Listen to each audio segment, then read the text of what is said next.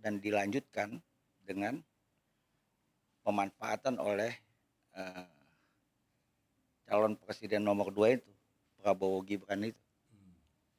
Nah karena itu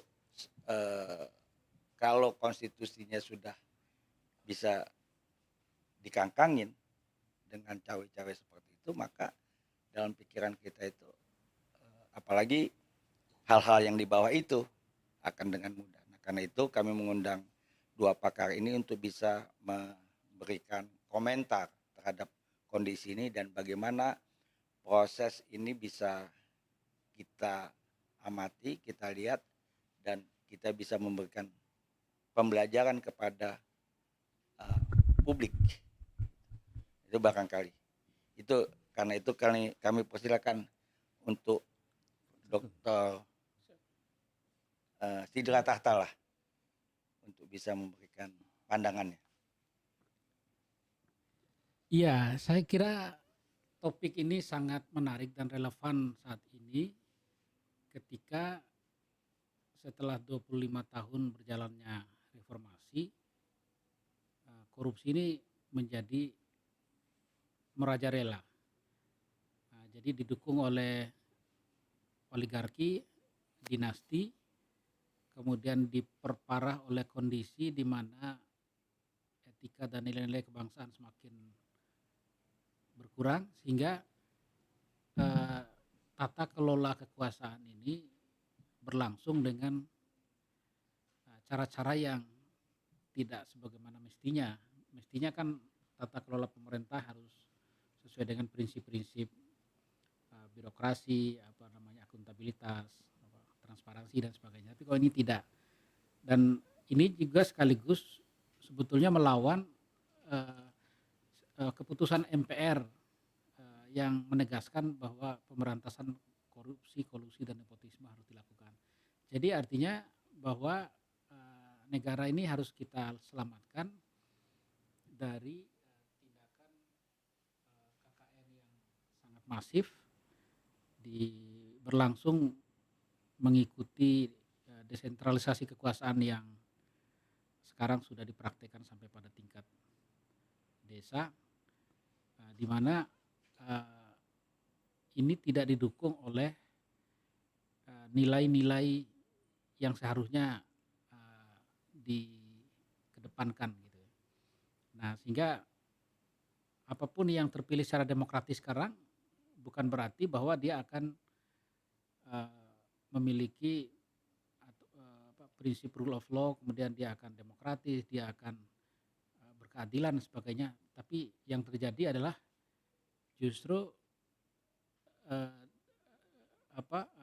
keterpilihan secara demokratis dan akuntabilitas itu justru digunakan untuk dilakukan pelanggaran-pelanggaran atau abuse of power. Misalnya kepala daerah saja 40% dari kepala daerah itu bermasalah dan sebagian besar itu sudah terpidana dan sebagainya. Jadi sangat berbahaya menurut saya kalau isu korupsi ini tidak dijadikan atensi utama di dalam momentum pilpres saat ini. Artinya bahwa kepemimpinan dari proses demokrasi yang baik, kepemimpinan publik itu kan harus dipertanggungjawabkan kan ya Pak. Ya, karena proses itulah barangkali kita perlu menegaskan kembali apakah langkah-langkah yang dilakukan dalam proses yang kali ini kita lihat, kita rasakan hari ini, apa masih bisa terus kita pertahankan atau ini kita anggap sebuah proses yang sudah selesai, proses pemilunya yang sudah selesai dalam tanda petik itu Pak. Bagaimana? Ya, jadi asumsi kita kan bahwa dengan adanya keterlibatan rakyat melalui penggunaan kedaulatan rakyat di dalam pemilu ini akan membawa konsekuensi bagi perbaikan dan kehidupan bangsa yang anti korupsi, kolusi, nepotisme itu. Tapi justru legitimasi itu menjadi dasar untuk melakukan untuk memperkuat dirinya untuk melakukan tindakan yang melanggar konstitusi gitu. Padahal karena itulah Francis Fukuyama misalnya mengatakan Indonesia ini sebagai negara demokrasi terbesar di Asia, tapi sekaligus sebagai negara terkorup di Asia. Gitu. Jadi tidak ada hubungan antara merajalelanya korupsi ini dengan penguatan sistem demokrasi yang semestinya sudah kita lakukan ya. Meskipun kalau kita bandingkan dengan negara lain, Cina misalnya itu lebih dari 10.000 tahun sudah ada pengalaman berbangsa gitu. Mesopotamia itu 30.000 tahun.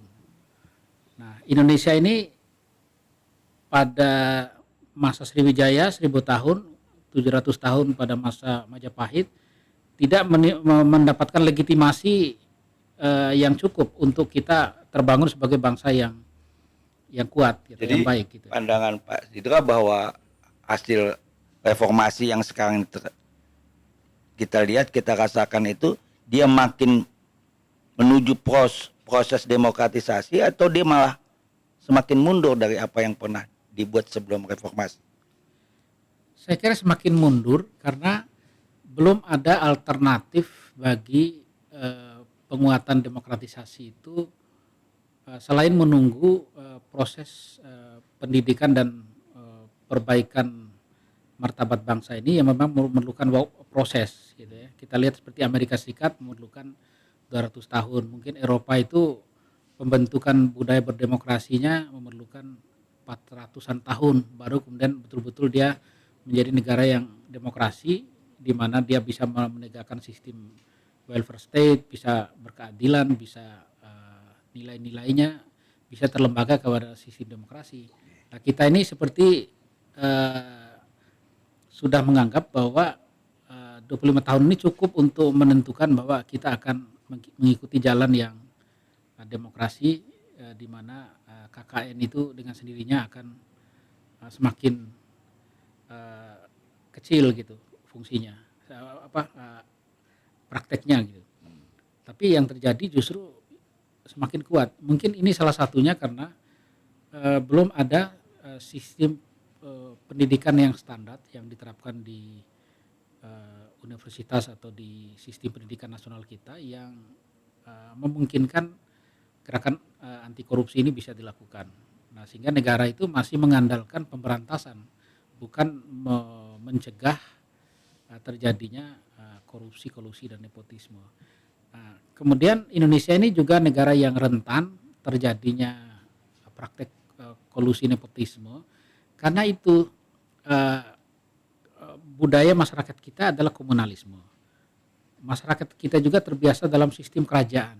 Nah, itu kan keluarga semua itu yang diurus itu. Kemudian hampir di semua tingkatan seperti rekrutmen birokrasi, rekrutmen aparatur negara segala macam. Itu sedikit banyak terkait dengan praktek KKN ini. Nah, ini yang mungkin menjadi. Saya kira setelah kita lihat bahwa proses nilai-nilai etika itu cenderung dicuekin gitu. Saya minta pandangan Bung Denny terkait ini. Bung Denny ini kan ahli hukum tata negara. Jadi kita minta pandangan beliau soal etika yang kemudian akhirnya ujung-ujungnya itu pelanggaran etika itu, tapi diputuskan ketua MK-nya berhenti, tapi hasilnya kemudian dimanfaatkan oleh sekumpulan masyarakat untuk mendorong Prabowo Gibran maju menjadi calon presiden. Bagaimana? Oke, terima kasih. Ya, dalam pembicaraan ini saya lebih senang sebetulnya membaurkan pembicaraan ini kepada konteks politik, hukum, ekonomi, etik, dan KKN itu sendiri dalam konteks korupsi dan nepotisme itu. Kita masuk dulu misalnya begini, saya sebenarnya ingin membawa kepada tentang ego kekuasaan terlebih dahulu. Boleh toh? Boleh. Ya, ini saya berasumsi, asumsi saya ini bisa benar, bisa salah. Okay. When someone in power, tentu dia berpikir kalau kemudian dia lepas dari kekuasaannya, apa yang ingin ia lakukan kemudian. Nah, tampaknya ini asumsi, benar atau tidak. Kalau kita lihat dari sejarah bagaimana pemilu 2 kali sebelumnya, pertarungan antara Prabowo dan Jokowi, di situ kan kita lihat bahwa di periode pertama itu kan Prabowo itu habis dicecar, bahkan diungkit ke masalah HAM, dan kita masih punya jejak digitalnya. Nah, lalu kemudian masuk di periode kedua, pertarungan kembali berlanjut, dan di situ sangat mungkin dipahami bahwa yang namanya 08 Prabowo ini itu kuat ternyata sebagai kandidat untuk memenangkan presidensi pada saat itu. Nah, tampaknya ini disimpan di dalam pikiran, disimpan. Lalu menjelang turunnya beliau ini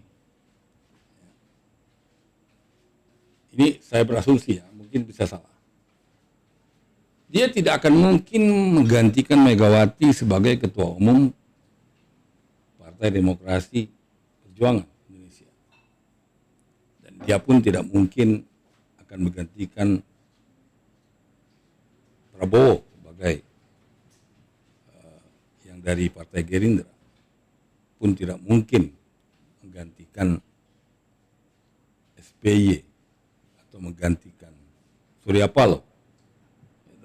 Ini fakta. Because he come from somebody, somewhere, put in place, power, lalu itu dalam kebingungan. Nah, belajar dari pengalaman Demokrat, SBY,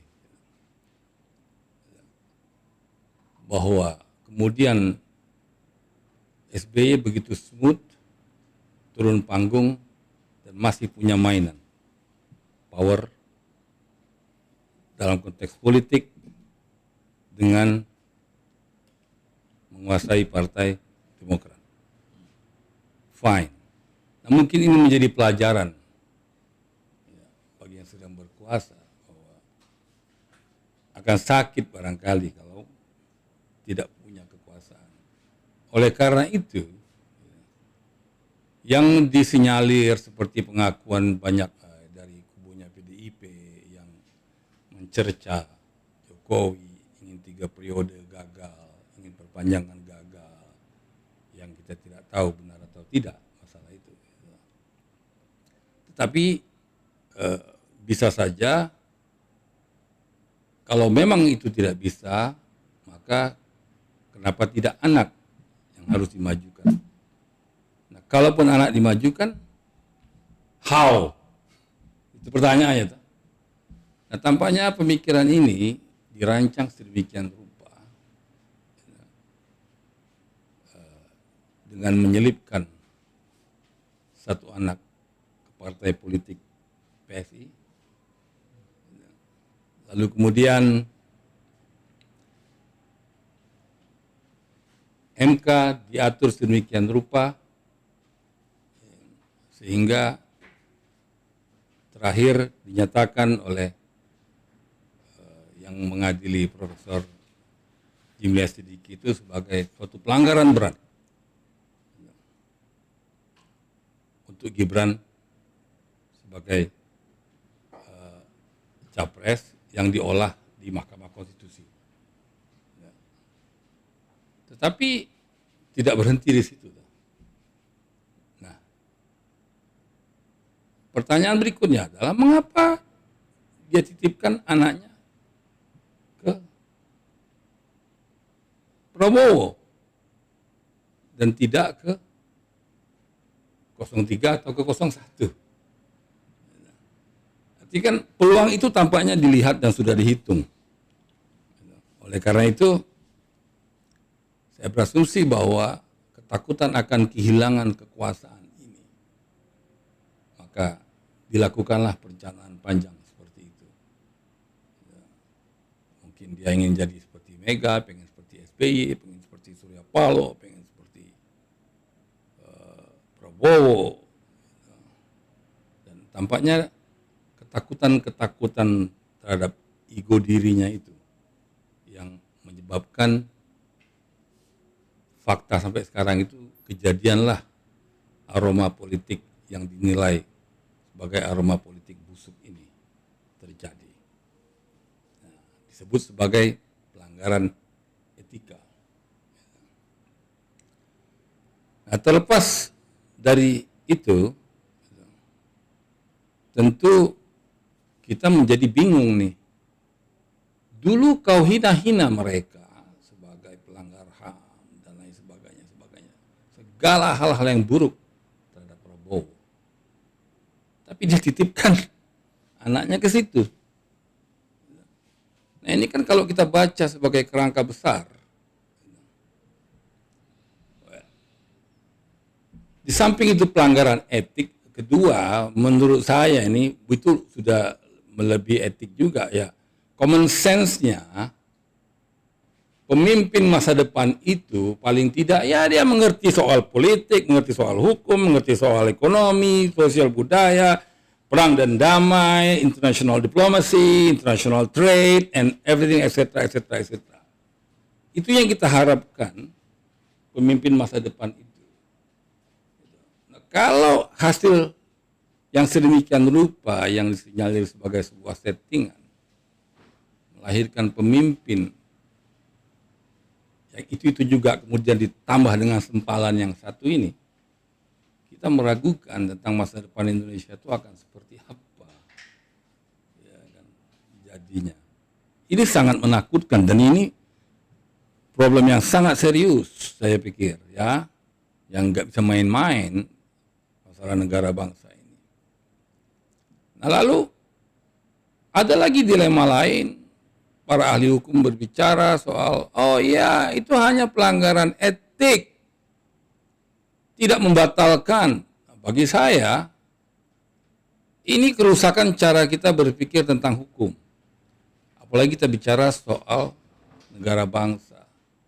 Yang namanya hukum itu ya gimana ya? Okay, let's say this one. The ultimate virtue dari suatu hukum itu ya ethics. Itu the ultimate virtue-nya.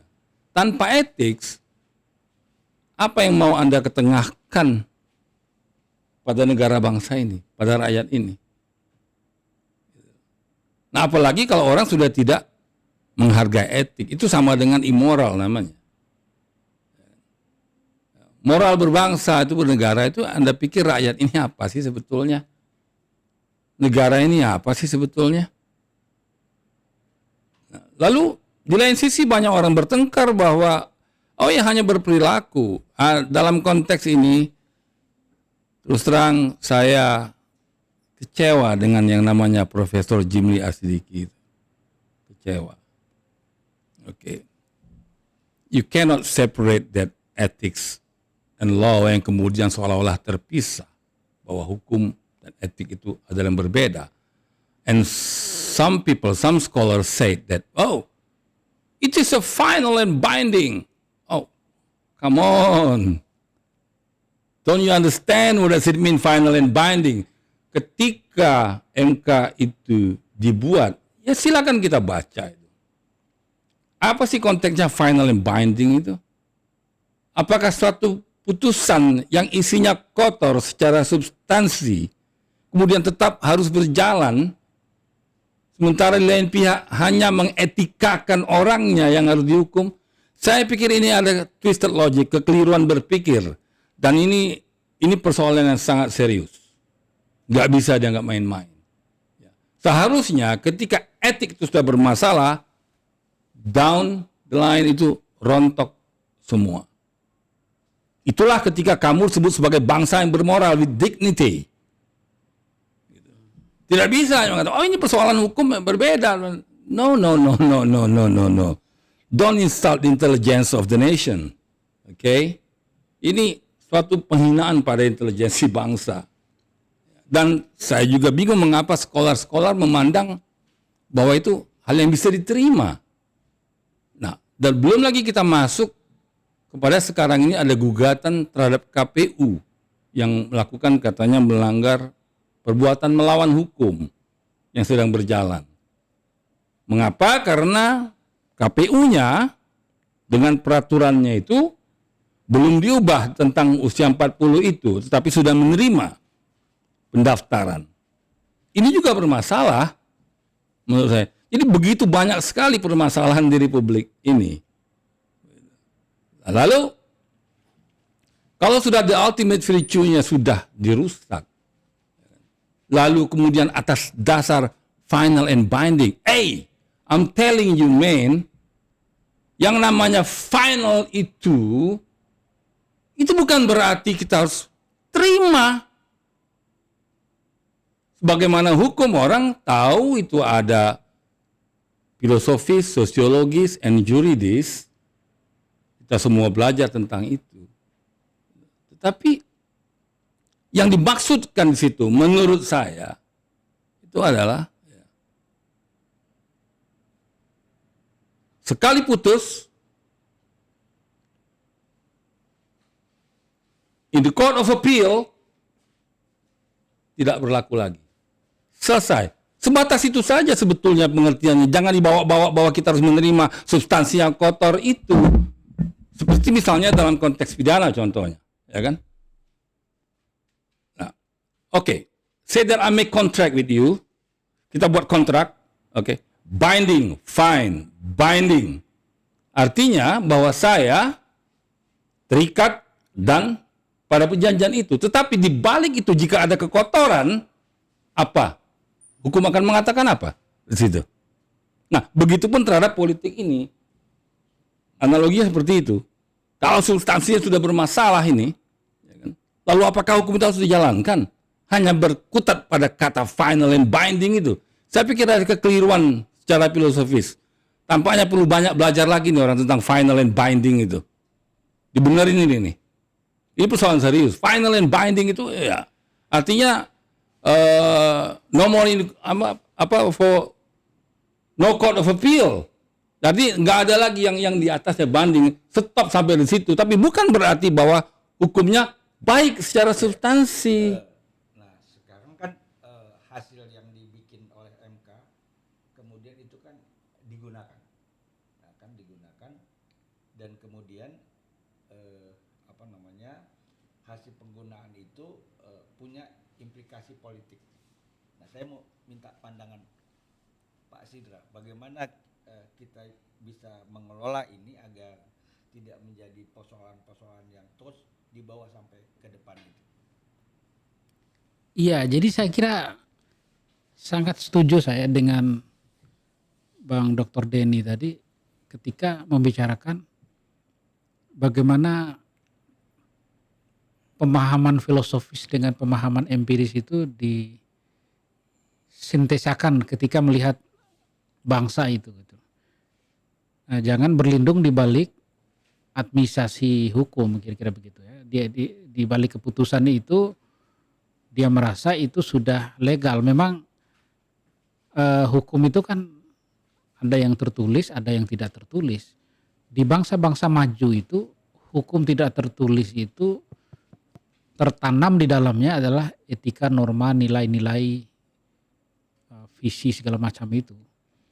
Dan seperti di Amerika Serikat itu kan mungkin dalam proses yang panjang 200-an tahun itu hanya terjadi beberapa kali kan insiden-insiden yang parah dalam praktek bernegara mereka. Johnson untuk aspek politisasi birokrasi, kemudian beberapa penguasa yang lainnya juga pernah melakukan pelanggaran, misalnya memaksakan diri untuk menjadi 3 periode, itu mungkin hanya pernah terjadi pertama di dalam sejarah di sana.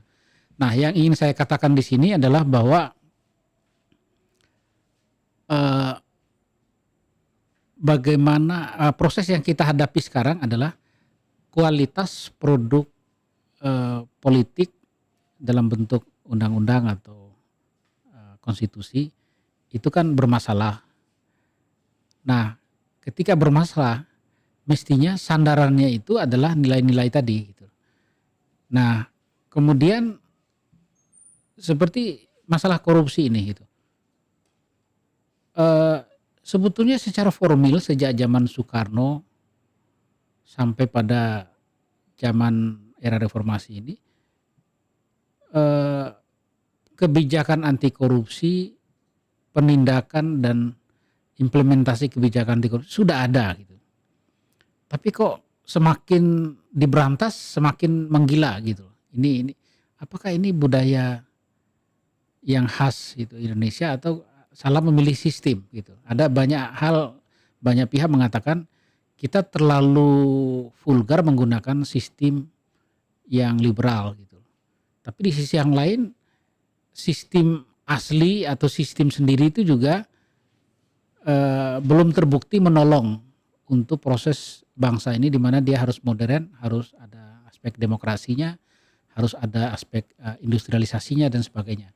Jadi artinya kita berada di persimpangan jalan nih sekarang itu, bahwa apakah kita ingin melaju dengan tatanan yang secara konvensional dianut oleh banyak negara, kemudian membuat mereka maju, atau kita kembali kepada identitas asal, ya katanya kita toleran, kita beradab, kita Pancasilais dan sebagainya, tapi kok di dalam nilai-nilai itu tidak, ketika berada di dalam kekuasaan kok jadi berubah total, jadi beringas gitu.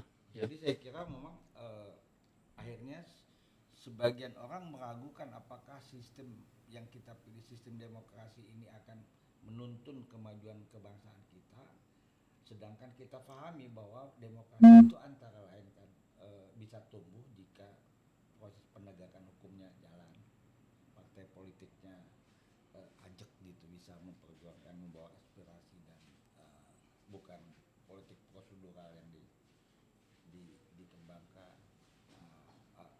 partisipasi media yang independen, civil society yang kuat. Nah, dari sisi ini bagaimana pandangan Bung Denny soal proses penegakan demokrasi yang kita sama-sama harapkan dan cita-citakan ini? Okay, when we talk about democracy, ini punya persoalan lain lagi kita. Demokrasi itu kan hanya satu cara sebetulnya. Kita tahu sejarahnya bagaimana demokrasi itu kan. Tetapi kan menurut saya ada kesalahan cara kita berpikir dan menangkap filosofi dasar kebangsaan kita ini ketika Republik ini pertama kali didirikan. Cobalah kita masuk misalnya ke, saya akan bawa ke masalah konstitusi dulu ya. Kita masuk kepada preamble. Di dalam preamble itu khususnya alinea keempat. Ya. Sebetulnya saya melihat ada twisted logic di situ. Alinea keempat itu. Misalnya begini. Di pembukaan itu dikatakan bahwa di alinea keempat itu, kalau tidak salah berbunyi untuk membentuk pemerintahan negara atau untuk membentuk pemerintah negara. Ya kan? Lalu dilanjutkan lagi dengan kata-kata melindungi segenap bangsa, mencerdaskan kehidupan bangsa, ketertiban dunia, and yang keempat itu pada keadilan sosial. Oke. Pada titik itu saya melihat ada masalah. Di mana masalahnya? Di dalam konstitusi kita sebelumnya, sebelum amandemen,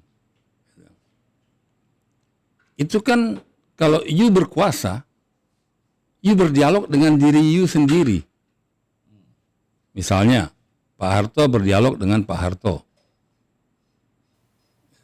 Tetapi, sebelum amandemen, masih bisa sebetulnya itu disempurnakan. Dalam konteks ini sebetulnya saya harus bertanya, negara itu siapa sih sebetulnya? Dan pemerintah itu siapa? In my point of view, pemerintah just the government of the day. Every 5 years, orang memilih. Tapi negara is a state. State itu hidup dalam jiwa raganya, buminya itu bersama manusia. Ada 278 juta manusia nyawa di sini. Lalu Anda akan anggap itu manusia apa tuh ratusan juta itu. Nah, dalam konteks ini, yang misalnya sekarang di pemerintahan sekarang ini, setelah di amandemen, lebih parah lagi, ya kan? Jokowi berdialog dengan Jokowi. Jadi kalau konteks yang namanya check and balances or whatever they say, itu sebetulnya ada kerancuan berpikir itu. Yang seperti apa sih yang dimaksud dengan check and balances itu, Mbak? Apa sih? Apakah itu ada DPR, ada MPR, ada pemerintahan? Apa sih maksudnya? Nah, begini loh poinnya. Seharusnya yang namanya negara itu mendahului pemerintah. Begitu. Itu menurut saya. Nah, artinya ke depan ini kita sudah harus berpikir, kan? Kita sudah harus memisahkan ini apa konteksnya nih. Yang mana negara, yang mana pemerintah. Mengapa saya katakan demikian? Kita kembalikan kepada pasal 1 ayat 2. Sebelum amandemen berbunyi, turunan dari alinea keempat, penerusan dari alinea keempat itu, kedaulatan berada di tangan rakyat dan dilaksanakan sepenuhnya oleh MPR. Boom! Perwujudan. Fine. Tapi bagaimana cara memilih anggota MPR-nya? Nah, itu bermasalah. Di masa lalu, ya mungkin kita pernah ingat, dulu ada namanya ketua MPR yang bernama Kari Suhud. Ya toh? Nah, coba kita perhatikan itu. Saya masih ingat betul itu ketika problem bersama dengan P3 kala itu, sampai ada orang yang ribut-ribut, kalau nggak salah waktu itu di bawah kepemimpinan Haji Naro. Ya, sampai ada yang melompat ke atas meja dalam persidangan itu. Ya, ya, oke. Bang Haryadi tahu lah itu kan. Ya, kemudian Brigjen Ismail ya. Kemudian Khairi Suhud berteriak, "Hei saudara-saudara, saudara-saudara, tenang. Hargai saya, bagaimanapun saya ini adalah orang nomor 2 di Republik ini." Boom. Coba Anda pikir itu. Ketua MPR dikatakan orang nomor 2. Artinya secara ketika Anda berbicara pada pasal 1 ayat 2, kedaulatan berada di tangan rakyat dan dilaksanakan oleh MPR, yang namanya presiden itu adalah mandataris. Ketika undang-undang dasar lama ya berlaku. Nah, itu pun belum sempurna. Di mana ketidaksempurnaannya? Bagaimana cara memilih mereka? Sebetulnya kan persoalan itu kan di situ, secara filosofi kita bisa lihat di situ loh. Persoalan intinya. Belum lagi itu sempurna dalam kekuasaan katanya di masa Orde Baru itu. Kemudian dirusak lagi. Kemudian, saya matikan dulu ini. Sangat mengganggu. Maaf ya. Tadi lupa dimatikan. Oke. Aduh. sorry. Lupa dimatikan. Nah. Kawat ini. Oke, tolong deh. Matiin deh.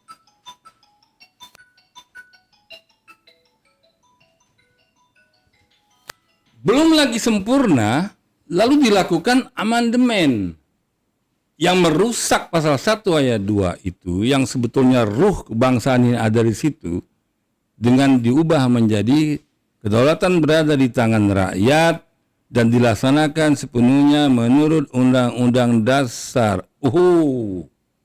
Coba, gitu. Emang Undang-Undang Dasar itu apa sih? Jadi kembali ke topik kita ya, apa namanya ini, kok KKN komplit. Maka saya kira ini kita perlu mengerucut nih Pak. Apa yang mesti kita jadikan jalan keluar untuk memandu masyarakat dalam merespon keadaan akhir-akhir ini. Karena terakhir ketika tadi siang pemakaman almarhum Rizal Ramli, itu, beliau sebagai sambutan dari atas nama keluarga itu, Bang Hariman sebagai seniornya para aktivis termasuk seniornya Rizal Ramli mengungkapkan bahwa dia mendapat pesan bahwa kalau boleh rezim ini berhenti sebelum pemilu. Nah ini kan sesuatu yang unik karena saya kira meninggalnya Rizal Ramli, pemakaman hari itu terjadi sebuah proses konsolidasi demokrasi. Nah itu yang saya ingin dapat pandangan Pak Sidra maupun Bung Denny gitu untuk penutup diskusi kita. Silakan.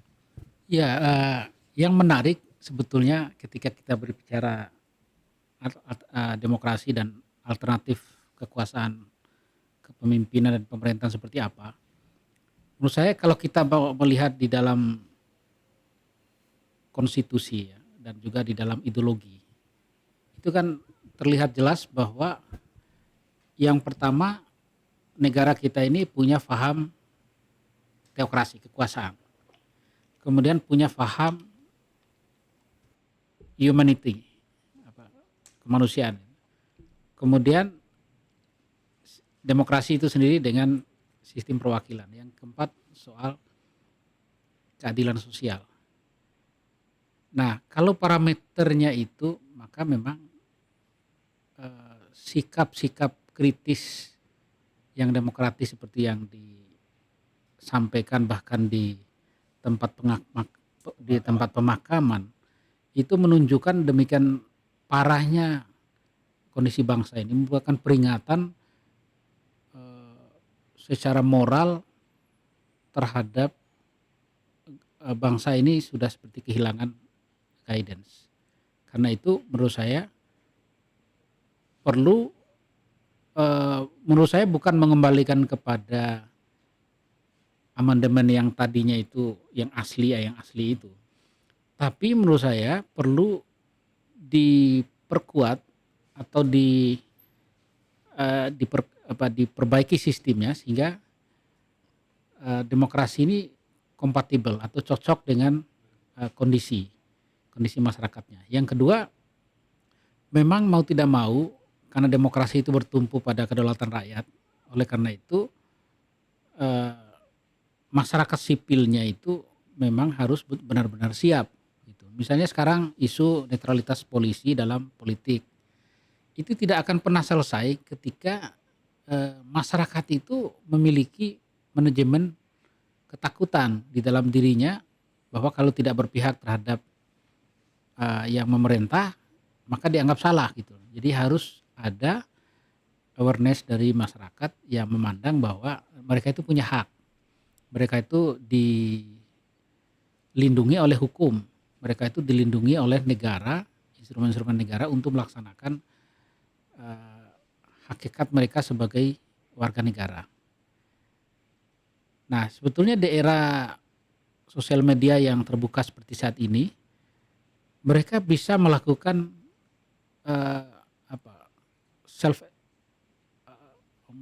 secara mandiri bisa meningkatkan pemahaman mereka tentang negara itu seperti apa, melihat komparasi, melihat sejarah, dan melihat negara-negara yang berhasil gitu, misalnya negara kesejahteraan. Memang yang menjadi rumit sekarang itu, misalnya 10 negara yang skor anti korupsinya paling tinggi, itu itu kan negara-negara kecil, bahkan semi negara kayak Hong Kong itu tinggi. Kemudian negara-negara Skandinavia, Switzerland sampai kepada Finlandia, itu kan negara-negara yang indeks korupsinya 8 sampai 9 ke atas gitu. Nah, sementara negara yang besar ini seperti India, Pakistan, Iran, Indonesia, itu kan negara-negara yang ukurannya big size, ukuran besar. Sehingga ini kok tata kelolanya tidak seperti kita harapkan. Untung saja kita ini memiliki sosial kapital yang kuat di dalam masyarakat itu, meskipun di negara terjadi krisis, sebetulnya di dalam kehidupan masyarakat itu dia tetap aja memiliki elemen-elemen yang secara mandiri mereka bisa lakukan self reform di dalam diri mereka itu, gitu. Kemudian kalau kayak negara mau bicara food security, mau ketahanan pangan dan sebagainya. Tapi masyarakat itu sendiri sudah terbiasa dalam kurun waktu yang lama untuk melakukan tata kelola pertanian yang berbasis kepada lokal jenius mereka. Jadi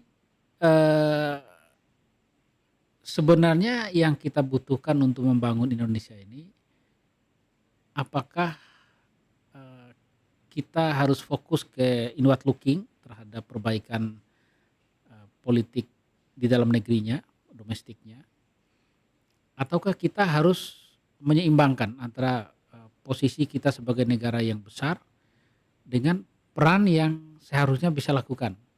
Nah, saya lihat pemerintahan ini, misalnya Soekarno lebih kepada outward looking. Dia membangun ideologi, membangun blok-blok negara gitu, antar negara. Kemudian Soeharto lebih inward looking dengan fokus kepada pembangunan ekonomi, tapi mengorbankan HAM dan keamanan.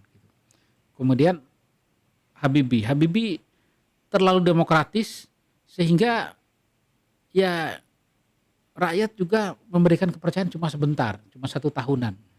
Nah ini padahal menurut saya kalau kita ukur itu kontribusi Habibie, hampir semua undang-undang yang dasar yang kita perlukan itu ada di sana, undang-undang HAM, undang-undang kebijakan-kebijakan anti korupsi itu kan sudah mulai ditanamkan sejak saat itu.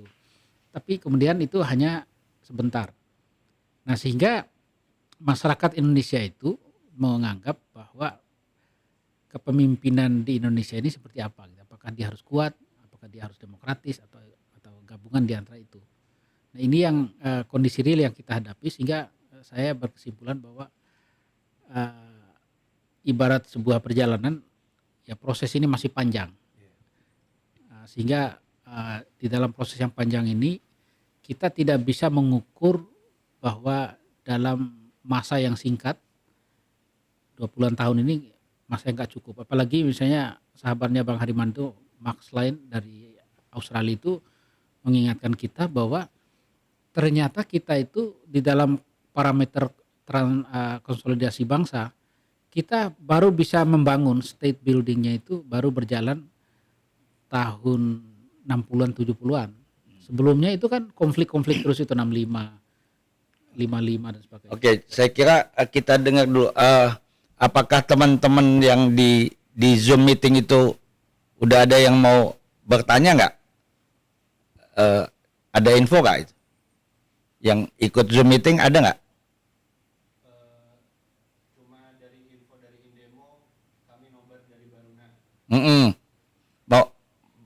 Mau nanya nggak Indemo? Nggak. Cuma info aja ya.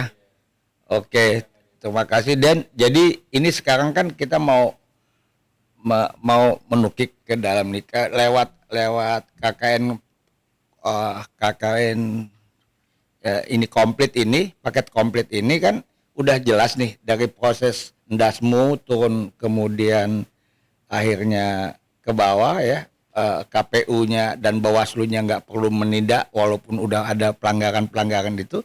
Kira-kira nih dalam kacamata Anda ini pemilu udah selesai dong sekarang ini, atau ini cuma pro forma aja seperti apa yang pernah terjadi di era-era Orde Baru? Menurut Anda gimana? Karena Anda kan pernah ngalami itu proses Orde Baru, ya kan, sebagai angkatan 97, ya kan, angkatan 90-an lah ya, 86 87 tuh ya. Nah, terus kemudian masuk ke sini kan, 97 kita masuk reformasi kan. Nah karena itu apa yang Anda bisa lihat dari dua perbandingan orde ini? Yang pasti kalau soal KKN, itu soal korupsi, kan tadi saya katakan bahwa itu hanya satu hal. Dan ini persoalan kita harus menyadari sebetulnya di atas demokrasi itu adalah rakyat yang berdaulat. Nah, secara sistem ketatanegaraan ini completely harus direvisi. Gitu. Tentang sebetulnya siapa sih pemilik negara ini? Ya kan? Siapa pemilik pemerintahan itu? People own government, not vice versa. Tapi bukan kita yang mengemis-ngemis kepada, oh tolonglah Pak Bupati, tolong Pak Gubernur, tolong Pak Presiden nasib kami. Hey, mereka diangkat setiap 5 tahun dengan keringat darah rakyat. Rakyat membayar pajak. Nah, jangan dianggap bahwa rakyat ini hanya sebagai kawulo, gitu, yang digiring-giring terus ya kan. Nah ini saya pikir suatu kesalahan fatal dalam cara pandang kita kalau mau disebut sebagai negara. Nah, kepada mereka yang immoral dan yang tidak menghargai etik, yang tidak menghargai moral dasar sebagai pemimpin dan sebagai orang yang akan memimpin rakyat, ini saya pikir tidak patut untuk memimpin republik ini ke depan. Nah, masalah korupsi juga misalnya, itu masalah korupsi itu ya jelas itu banyak sekali faktornya kalau bicara korupsi itu ya. Oke, ke depan ini kita harus mencari pemimpin yang berani mengatakan bahwa hey, kamu rakyat dilarang miskin. Tapi bagaimana caranya rakyat dilarang miskin itu? Nah, artinya kita membutuhkan seorang pemimpin yang berani berbicara soal social justice yang pertama kali. Ya. Karena apa? Karena sistem tidak bisa diharap. Kita berharap kepada manusia untuk sementara. Padahal sebuah negara yang benar itu adalah sistem dan manusia itu bekerja dengan baik. Begitu. Nah, kalau sekarang ini kita hanya bisa berharap kepada manusia. Lalu secara sistem bagaimana ketika rakyat sudah lepas pemilu, yang katanya demokrasi, rakyat berdaulat hanya di pada kotak suara itu, lalu setelah itu apa? Lalu mereka semena-mena untuk menguasai semua kekayaan alam ini dan mengangkangi semua kehidupan rakyat ini dan tidak ada satupun. Nah, satu lagi misalnya mereka membuat suatu undang-undang tentang impeachment misalnya kan, itu kan sebetulnya menghina logika dasar kita. Soalnya apa? Kalau dulu kan ada yang namanya MPR, sebetulnya hanya disempurnakan saja MPR-nya itu sebetulnya. Ya kan dalam sistem ketatanegaraan kita. Tetapi kan mereka buat satu alur panjang yang sebetulnya impossible kalau mau menghentikan presiden itu. Presiden itu siapapun yang berkuasa besok ini silakan semena-mena, ya kan? Karena nggak akan ada lagi orang yang bisa melarang itu, nggak ada. Karena apa? Negara sudah bukan lagi milik rakyat, tapi negara adalah milik partai-partai. Nah ini secara demokrasi itu sudah tidak ada sebetulnya. Oleh karena itu, I'm not fighting for democracy. Saya lebih senang fighting untuk rakyat berdaulat. Itu poinnya. Karena demokrasi dan kedaulatan rakyat itu satu hal yang berbeda loh. Tidak sama, ya kan? Yang namanya rakyat berdaulat itu lebih tinggi dari demokrasi. Demokrasi hanya sebuah cara pilihan untuk memilih seorang pemimpin. Itu prinsipnya. Jadi memang republik ini harus di-resetting ulang. Nah, in what way? Saya tidak tahu apakah di amandemen atau bagaimana. Semua ahli-ahli tata negara ini harus berkumpul sebetulnya membuka pikiran ya kan, untuk membangun masa depan Indonesia yang lebih baik. Oke. Terima kasih Bung Denny, Bung Sidra. Saya kira pikiran-pikiran lepas ini kemudian mengindikasikan bahwa kita mulai kemerdekaan berpikir itu di forum ini. Kita teruskan ini sampai kemudian rakyat berdaulat itu menjadi bagian dari cita-cita kita. Kita harap pemirsa inilah edisi awal Mari Bergaul dari Teropong Senayan. Terima kasih. Assalamualaikum warahmatullahi wabarakatuh. Waalaikumsalam.